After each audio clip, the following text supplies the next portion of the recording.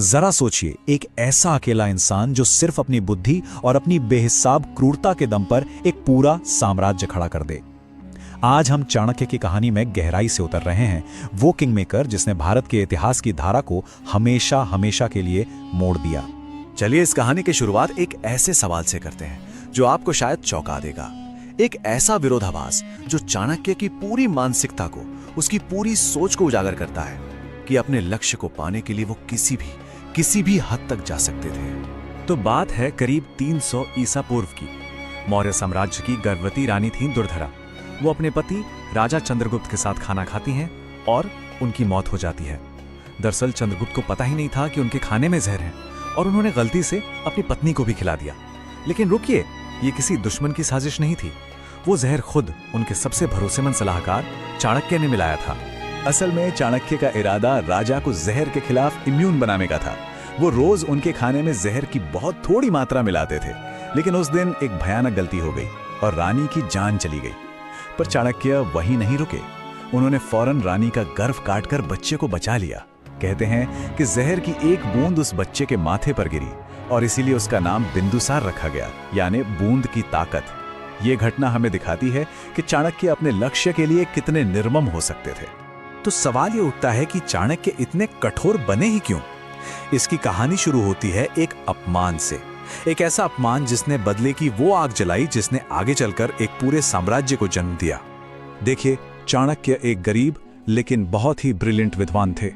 उन्हें नंद साम्राज्य के घमंडी राजा धनानंद के दरबार में सलाहकार की नौकरी मिली। लेकिन एक दिन भरी सभा में राजा ने चाणक्य का बहुत बुरा अपमान कर दिया। गुस्से से भरे चाणक्य ने उसी वक्त कसम खाई कि वो सिर्फ राजा को मारेंगे नहीं, बल्कि उसके पूरे साम्राज्य और उसके वंश को जड़ से उखाड़ फेंकेंगे। अब बदले के इस आग को अंजाम तक पहुंचाने के लिए एक हथियार की जरूरत थी और चाणक्य को अपना वो हथियार एक ऐसे नौजवान लड़के में मिला जिसका सिंहासन पर एक जायज दावा था। एक ऐसा लड़का जिसमें न्याय की एक कुदरती समझ थी। अपनी खोज में चाणक्य को जंगल में एक नौजवान लड़का मिला, चंद्रगुप्त मौर्य। चंद्रगुप्त असल में नंदवंश का ही था, लेकिन गुमनामी की जिंदगी जी रहा था। चाणक्य ने देखा कि वो लड़का अपने दोस्तों के साथ राजा का खेल खेलते हुए क्या गजब का न्याय कर रहा था। चाणक्य ने तुरंत उसकी काबिलियत को पहचान लिया और उसे तक्षशिला ले गए, जहां उन्होंने उसे राजनीति और युद्ध कला में एकदम माहिर बना दिया। लेकिन उनकी पहली कोशिश पूरी तरह नाकाम रही। नंद साम्राज्य की राजधानी पर सीधा हमला एक बहुत बड़ी गलती साबित हुआ। तभी चाणक्य ने एक मां को अपने बच्चे को डांटते हुए देखा। उस बच्चे ने गरम खिचड़ी के ठीक बीच में हाथ डालकर खुद को जला लिया था। मां ने कहा, खिचड़ी किनारे से खाओ जहां ठंडी है। बस चाणक्य को अपनी गलती का एहसास हो गया और इसी एक छोटी सी बात से पूरी रणनीति बदल गई। अब सीधी टक्कर लेने के बजाय एक बहुत सोची समझी योजना थी। सीधे राजधानी पर हमला करने के बजाय उन्होंने पहले सीमा के पास के प्रांतों को जीता, वहां के राजाओं से संध्या की और धीरे धीरे नंद साम्राज्य को बाहर से घेरना शुरू कर दिया। और ये नई रणनीति काम कर गई। 322 ईसा पूर्व में नंद वंश का पतन हुआ, चंद्रगुप्त मौर्य सम्राट बने और चाणक्य उनके प्रधानमंत्री। चाणक्य का बदला तो पूरा हो चुका था, लेकिन अब असली चुनौती शुरू हुई, इस सत्ता को बनाए रखना, जिसके लिए और भी ज्यादा बेरहमी की जरूरत थी। अब चाणक्य के सामने एक और बड़ी मुश्किल खड़ी थी। उनके सबसे बड़े सहयोगी राजा पर्वतक को मदद के बदले में आधा साम्राज्य देने का वादा किया गया था। लेकिन एक अखंड साम्राज्य के सपने के आगे ये वादा अब एक बहुत बड़ी रुकावट बन चुका था। और फिर जीत के कुछ ही वक्त बाद राजा पर्वतक अचानक बीमार पड़े और उनकी मौत हो गई। कई इतिहासकार ये मानते हैं कि ये कोई बीमारी नहीं थी, बल्कि जहर था। एक ऐसा जहर जिसे चाणक्य ने ही बड़ी सफाई से दिया था। अपने सबसे बड़े प्रतिद्वंदी को रास्ते से हटाकर चाणक्य ने चंद्रगुप्त का मौर्य साम्राज्य पर एक छत्र राज कायम कर दिया। ये जो क्रूरता थी, ये सिर्फ व्यक्तिगत दुश्मनी तक ही सीमित नहीं थी। चाणक्य ने इसे शासन चलाने का एक पूरा फलसफा बना दिया। एक ऐसा फलसफा जो आज भी दुनिया को हैरान करता है। और ये फलसफा हमें मिलता है उनकी किताब अर्थशास्त्र में।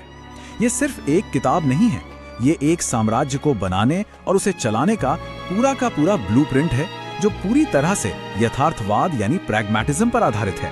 इसमें अर्थव्यवस्था, सैन्य रणनीति से लेकर जासूसी और टैक्स वसूलने तक हर चीज का जिक्र है। और यहीं पे चाणक्य की सोच उस जमाने से बिल्कुल अलग हो जाती है।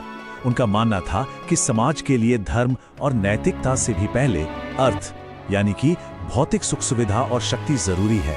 उनका तर्क था कि एक मजबूत और अमीर राज्य के बिना नैतिक या आध्यात्मिक जीवन मुमकिन ही नहीं है। ये सोच उस समय के धार्मिक विचारों के एकदम खिलाफ थी।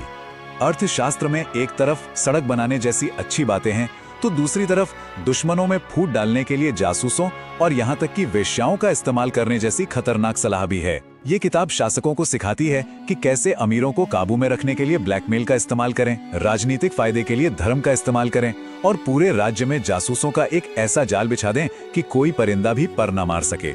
तो फिर आखिर चाणक्य थे कौन? एक दूरदर्शी जिसने अराजकता को खत्म करके एक महान साम्राज्य की नींव रखी, या फिर एक राक्षस जिसने सत्ता के लिए हर नैतिक सीमा को लांघ दिया? यही सवाल उनकी विरासत को आज भी इतना विवादास्पद बनाता है। चाणक्य की नजर में ये दुनिया एक जंगल की तरह थी, जहां हमेशा अराजकता और संघर्ष होता रहता था। उनका सीधा सा मानना था कि अगर कोई मजबूत शासक ना हो तो बड़ी मछली छोटी मछली को खा जाएगी। इसी एक सोच से उन्होंने अपने सारे क्रूर तरीकों को सही ठहराया। उनके लिए स्थायी शांति का सिर्फ एक ही रास्ता था, पूरी की पूरी ताकत अपने हाथ में रखना। और देखिए, सदियों से विद्वान उनके तरीकों पर बहस करते आए हैं। 7वीं शताब्दी के लेखक बाण भट्ट जैसे आलोचकों ने उनके दर्शन को क्रूरता से भरा हुआ बताया। उन्होंने सवाल किया, क्या उन लोगों के लिए कुछ भी धर्म हो सकता है जिनके लिए चाणक्य का विज्ञान, जो अपनी शिक्षाओं में निर्दयी है, एक अधिकार है? लेकिन उन्हें आप नायक माने या खलनायक, एक बात तो तय है, उनका प्रभाव आज भी कायम है। विदेश नीति, कॉर्पोरेट दुनिया की प्रतिस्पर्धा और शासन चलाने की कला पर उनकी शिक्षाएं आज भी दुनिया भर के बिजनेस स्कूलों और सरकारों में पढ़ाई और इस्तेमाल की जाती हैं। और आखिर में चाणक्य हमारे लिए एक बहुत मुश्किल सवाल छोड़ जाते हैं, एक ऐसा सवाल जो आज भी दुनिया भर के नेताओं को परेशान करता है। क्या एक स्थायी शांति बनाने के लिए एक नेता का निर्दयी होना जरूरी है? चाणक्य की विरासत हमें इसी गहरे सवाल के साथ छोड़ जाती है।